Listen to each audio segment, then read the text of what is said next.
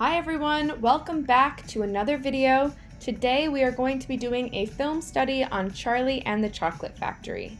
Let's read today's objectives.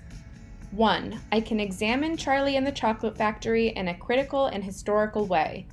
2. I can define choice and explain how consequences can be caused by choices. 3. I can design my own candy. Before we begin, let's recall what a film study is. A film study is when you analyze the historical, critical, and theoretical approaches to film. Today, we're going to be building off of what we already learned during the Wizard of Oz film study. First, let's define some vocab. A protagonist is the leading or main character in a novel, film, or play. Remember, the protagonist is the hero of the story. This is the person the audience relates to in some way and the person they want to see succeed. However, they aren't always the good guy. Think back to film noir. Many of the protagonists are actually criminals, however, they lived by a moral code of some kind. A screenplay is a script of a movie. It also includes acting instructions and scene directions.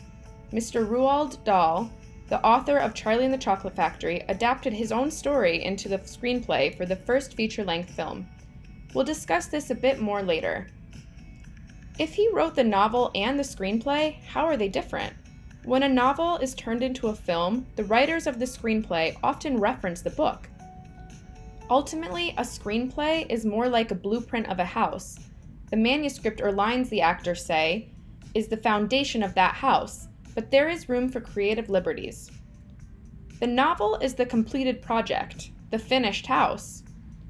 A critique is a type of writing in which you analyze the choices made by the actors, directors, and cinematographers in the film you're studying. This type of writing also includes your own opinions. Don't worry, we will not be doing any writing for this assignment. However, a critique teaches you important ways to study film. When you go to watch Charlie and the Chocolate Factory, try and be aware of these choices and what your opinions are. What was an effective strategy used by the actors to sell the audience on the story? Roald Dahl had a really interesting life. He was born in Wales in 1916.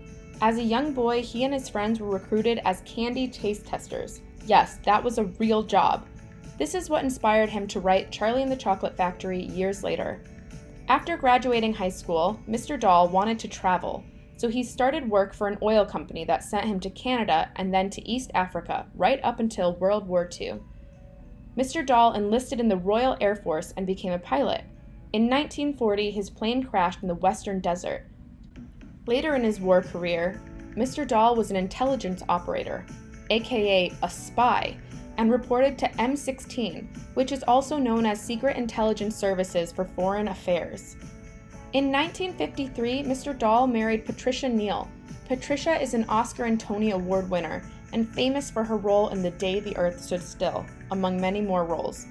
The pair had 5 children together. However, the family experienced hard times. Their son was in a freak car accident that left him with head injuries. In order to help him, Roald co-invented what is known as the Wade-Dahl-Till valve, which would alleviate fluid buildup in the brain. 2 years later, tragedy struck again, and the couple lost their 7-year-old daughter to an illness. Still, the pair remained married for 30 years before deciding to get a divorce. Mr. Dahl also experienced some fame in television.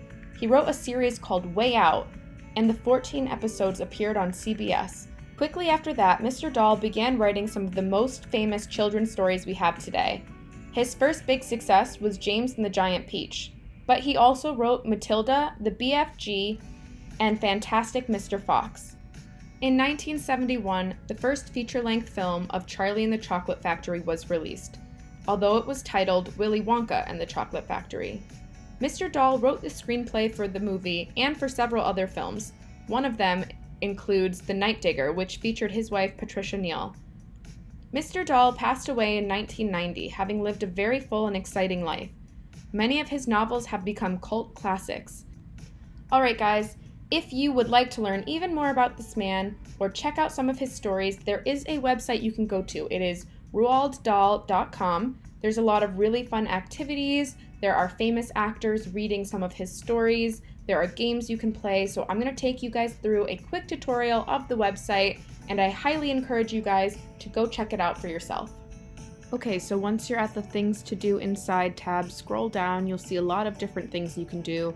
You can listen to a story read to you by a famous actor, you can learn how to draw the characters, you can do some experiments at home, and there are also games to play. To get to the little game, go ahead to the Create and Learn tab and click Play. The website does move a little bit slowly, but once you get there, they have a fun game for you to play, and it is harder than it looks.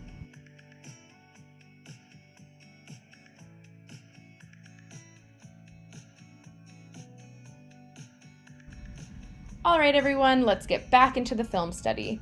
Charlie and the Chocolate Factory was published in 1964 and is now considered a cult classic. What does this mean? A cult classic is typically a novel or a film that has a huge fan base that has lasted the test of time.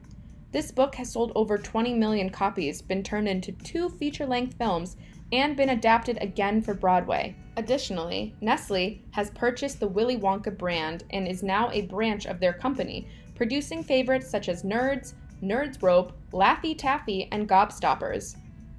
So why do people love this book so much? It's a tale where the good guy, and consequently the underdog, comes out on top. Plus, there's a magical land filled with Oompa Loompas and candy wonders. As briefly mentioned, Mr. DAHL was a candy taste tester during his childhood. His own experiences is what gave him the idea for the novel. When he was growing up, the candy business actually did send in spies to try to steal recipes, which provided him with his storyline for Willy Wonka. The amazing candy shop had been locked up for years due to people trying to steal his recipes. No one was allowed in, and no one was ever seen coming out, until one day when Willy Wonka invited 5 kids with golden tickets to tour his candy shop. Willy Wonka and the Chocolate Factory was released in 1971 and was met with great success. Gene Wilder played Willy Wonka, which apparently disappointed our novelist, Mr. DAHL. Regardless of Mr. DAHL's opinion, Gene Wilder was loved by audiences and is known to have added some fun things to the movie, which you may not know. It was his idea for Willy Wonka to enter with a limp, only to somersault into the unsuspecting crowd. Charlie was played by Peter Ostrom and the film was directed by Mel Stewart. Like many movies in that era, special effects were the work of some very creative minds. The famous Chocolate River was actually made up of 150,000 pounds of water, chocolate, and cream. I guess they didn't really think this through though. Apparently by the end of filming, the cream had went bad and the whole set smelled. It was 34 years before Hollywood decided to remake this cult classic, Willy Wonka and the Chocolate Factory. They decided to name it Charlie and the Chocolate Factory after the original title of the book. Johnny Depp plays the whimsical Willy Wonka. He plays his role very differently to how Gene Wilder portrayed the iconic man. And Freddie Highmore played Charlie. This cast was star-studded, with additional characters played by Helena Bonham Carter and Christopher Lee, and with Tim Burton at the helm directing. While the movie maintained a lot of the original story, there are some key differences. The first is that the 2005 version is not considered a musical. The Oompa Loompas do break out into song, however, the whole movie does not consist of musical numbers. In fact, the famous scene where Gene Wilder performs Pure Imagination is cut from the movie entirely. Tim Burton's version also includes a backstory of Willy Wonka that proved to be pretty dark for the strange chocolatier. Think back to our definition of critique. Why do you think Johnny Depp portrays Willy Wonka in such a different way than Gene Wilder? Why do you think Tim Burton added the storyline about Wonka's childhood? Do you think these decisions worked for the story? Why or why not? As you now know, 5 kids are allowed to tour the Chocolate Factory. Charlie is our protagonist. He lives with his mom, dad, and 4 grandparents. One of the most memorable scenes from both movies is the image of all 4 grandparents in bed together. His family has very little money, so all of it goes to food, and there is definitely not enough for things such as candy. Charlie loves chocolate, but never complains about his situation. He feels fortunate to be surrounded by so many people he loves. Then we have Violet Beauregarde, gum-chewing champion. Violet is extremely competitive and will do whatever it takes to win. She sees the giant gumball machine in the factory and wants to be the first person ever to try out the new gum. Unfortunately, for her, she doesn't listen to Mr. Wonka's warnings about the potential side effects. Mike TV is obsessed with screens. In the novel and first movie, he loves TV, of course, especially shows and movies with gangsters and guns. In the 2005 movie, his obsession is with video games, and they make him out to be an intelligent character. His addiction to screens has cost him healthy relationships, as he ignores the other kids and his mom. Plus, he can hardly take his eyes off the screen to enjoy the tour of the wonderful chocolate factory. Augustus Gloop is described as an enormous boy. So fat from all the food he's consumed, Augustus is a greedy and gluttonous character. Lastly, we have Veruca Salt. She is spoiled rotten. Before arriving at the factory, Veruca was never told no, so she grew very upset when Mr. Wonka refused her demand to own one of his trained animals. In the original movie, she wanted a goose that had laid golden eggs. In the 2005 movie, it was a squirrel that was trained to detect good and bad nuts. In both situations, Veruca takes matters into her own hands, going after the animal. She finds herself falling down a garbage chute, and the message is the same. She is one bad egg.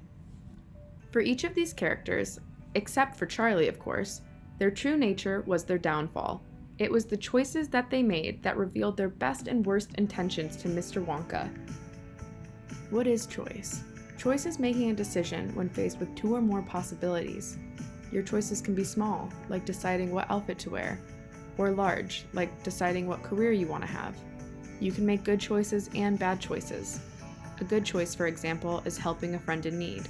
A bad choice would be looking the other way when someone is being bullied. Our choices have consequences. A consequence is the result or effect of an action. In other words, it's the impact your choice has on yourself and oftentimes others. Similar to choice, consequences can be small or large. For example, if you forgot to wash your favorite shirt, the consequence is you have to wear a different shirt. Consequences usually have negative meaning. However, a consequence isn't always negative.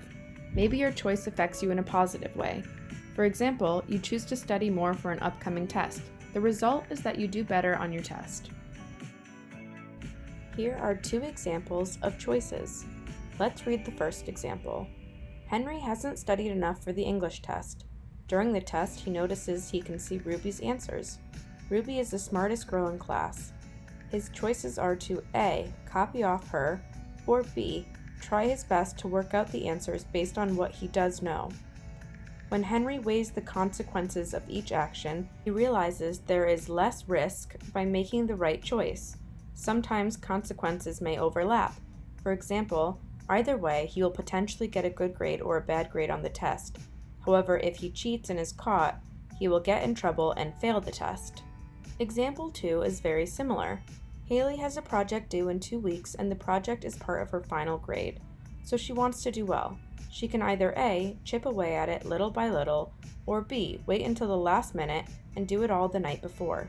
Again, there are some consequences that may potentially overlap.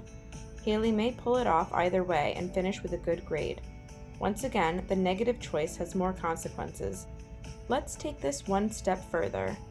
Let's say Haley goes with choice B. She waits until the last minute to do it all the night before. Now imagine Haley is also an athlete with a big game the next day. Now she is overtired and doesn't perform as well in her big match. This is a good example of how a single choice can affect other areas of your life that are seemingly unrelated. Now let's look at some choices that the characters in Charlie and the Chocolate Factory made.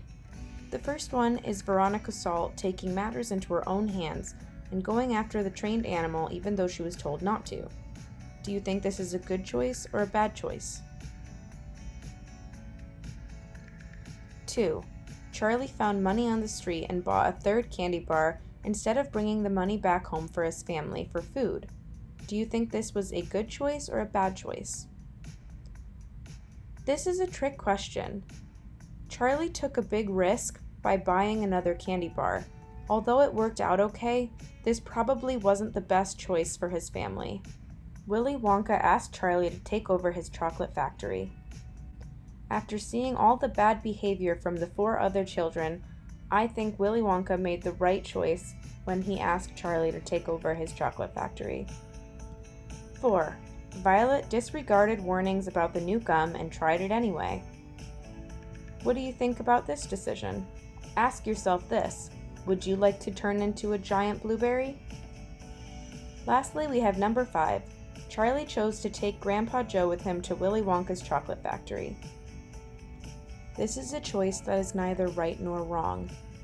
Charlie wanted to take his Grandpa Joe because they both shared a love for candy, and he gave him money for the second chocolate bar.